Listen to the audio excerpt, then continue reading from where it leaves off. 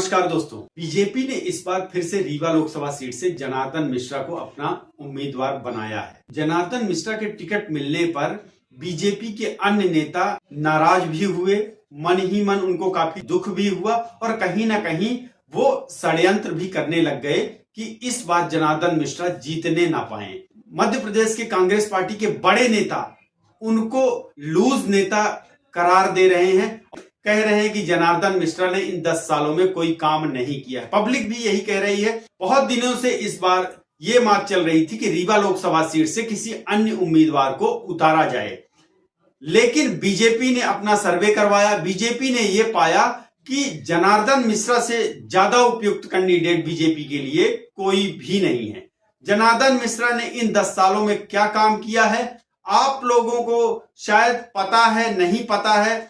ऊपर ऊपर आप लोग देख रहे हो कि जनार्दन मिश्रा ने कोई काम नहीं किया है। एक एमपी जो होता है, एमपी को जो भी साल के 5 करोड़ मिलते हैं अपने क्षेत्र में, अपने लोकसभा सीट में खर्च करने के लिए, ऐसा नहीं है कि उन्होंने कुछ खर्चा नहीं किया है और सारा पैसा वापस चला गया है। रीवा का विकास जो हो रहा है वो आप सबने देखा है। पिछले 10 साल में रीवा कैसा था, आज रीवा कैसा है। रीवा में जो भी विकास कार्य हो रहा है वो अकेले राजेंद्र शुक्ला के दम पर नहीं हो रहा है। राजेंद्र शुक्ला एक उस समय नॉर्मल विधायक ही थे, बाद में बीच बीच में उनको मंत्री बनाया गया, लेकिन ये सारी जो योजनाएं हैं, ये जो सारा विकास कार्य है, उसमें सबसे बड़ी भूमिका रही है जनार्दन मिश्रा की। हाँ, जनार्दन मिश्रा को ये दिखाना नहीं आया, शायद उनको सोशल मीडिया के माध्यम से बताना नहीं आया कि वो क्या क्या काम करवा रहे हैं। बाकी लोग इसकी क्रेडिट ले जाते हैं, उनको अपने किए गए कार्यों को दर्शाना बताना नहीं आ रहा है। वो अच्छे वक्ता नहीं है, फिर भी वो एक साधारण से बहुत अच्छे नेता हैं। आप लोगों के लिए बहुत अहम भूमिका होती है, चाहे नेशनल मुद्दे हो, चाहे कोई भी मुद्दा हो, बिल पास करवाना हो।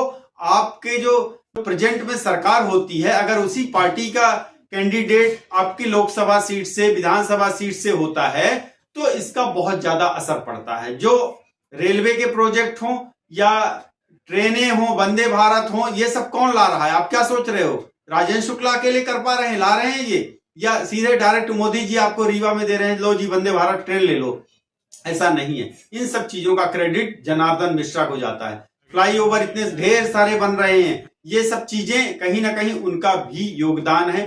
जो रीवा में एयरपोर्ट बन रहा है उसमें जनार्दन मिश्रा का विशेष योगदान है। सीधी लोकसभा सीट से रीति पाठक ने अपना पूरा ब्यौरा दे दे के सोशल मीडिया में गा गा के और सब कुछ क्रेडिट ले लिया, सारा क्रेडिट खुद लिया कि ये मैंने करवाया, ये मैंने करवाया। जनार्दन मिश्रा क्रेडिट नहीं ले पाए, बस ये कमी रही है इन 10 सालों में। सोशल मीडिया में वायरल होता है ना कि जनार्दन मिश्रा टॉयलेट साफ कर रहे हैं, जनार्दन मिश्रा बच्चों को नहला धुला रहे हैं। ऐसा कोई गलत नहीं कर रहे हैं, किसान परिवार से आते हैं। जनार्दन मिश्रा की वजह से ही आज आपका रीवा भोपाल की तर्ज पर विकसित हो रहा है, विकास कर रहा है। क्यों सतना विकास नहीं कर पाया? क्यों सतना इतना पीछे रह गया?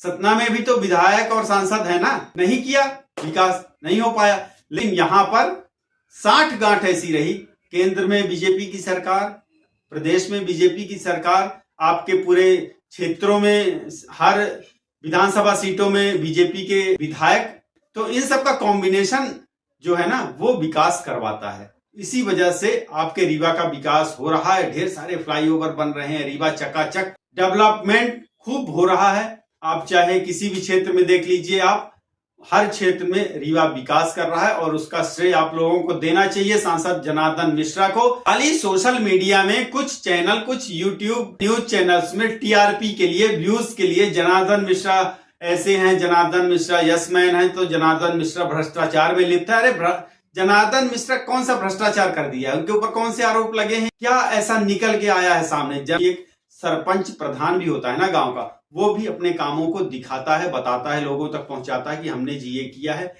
तो जनार्दन मिश्रा ये सब चीजें नहीं बता पाए, जनता तक पहुंचा नहीं पाए। ये कमी भी होती है एक तरह से देखा जाए तो, क्योंकि जनार्दन मिश्रा एक बहुत ही सिंपल साधारण से नेता हैं। जनार्दन मिश्रा ने कभी भी अपना प्रचार प्रसार या फिर सोशल मीडिया में बहुत ज्यादा हाईलाइट नहीं किया अपने आप को, इसलिए भी शायद जनार्दन मिश्रा लूज कैंडिडेट हैं। जनार्दन मिश्रा ने काम नहीं किया है। जनार्दन मिश्रा इतने साधारण हैं, आप उनको किसी भी फंक्शन त्योहार कहीं भी बुला सकते हैं, उनसे आसानी से मिल सकते हैं। इन सब चीजों को आप में से जितने लोगों ने, अगर क्षेत्र के लोगों ने दिल्ली आकर जनार्दन मिश्रा से मिलना चाहा हो, अगर उन्होंने रिस्पांस ना दिया हो तो कमेंट बॉक्स पर कमेंट में लिखिएगा। मुझे नहीं लगता कि जनार्दन मिश्रा ने किसी का काम नहीं किया जो उनके बस में है और किसी से ना मिले हों।